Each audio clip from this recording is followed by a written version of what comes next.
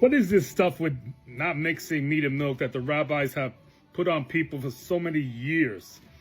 Not me. I read the Word of God. I follow the Bible. I'm going to read to you where they get this from the text that they took out of context from Exodus 23. The Lord speaking to the people of Israel. Let me read it to you really quick.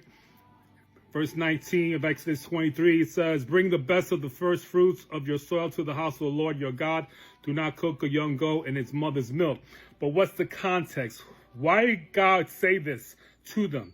Because it was a pagan thing, a Canaanite thing. It was the culture of the people.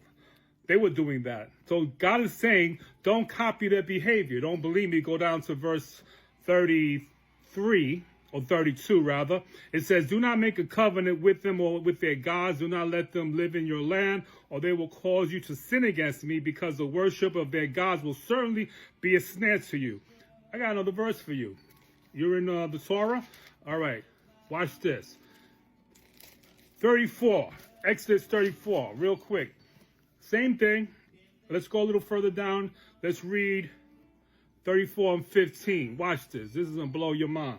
It says, Lord speaking to them again, "Be careful not to make a treaty with those who live in the land, for when they prostitute themselves to their gods and sacrifice to them, they will invite you to will eat their sacrifices."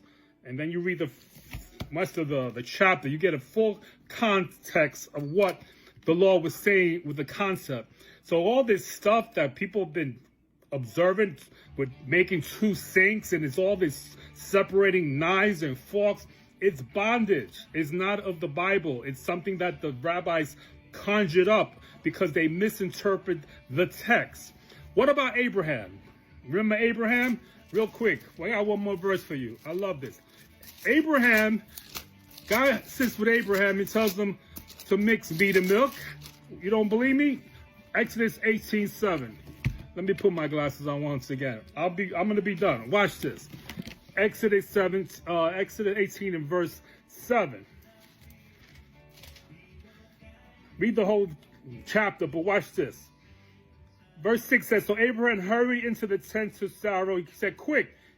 He said, "Get 3 seahs of fine flour and knead it, and bake some bread." Verse 7, "Then he ran to the herd and selected a choice tender calf and gave it to a servant who hurried to prepare it. He then brought some curds and milk and the calf that had been prepared, and they set these before them. While they ate, they stood near them under the tree. 'Where is your wife Sarah?' they asked him. And they said,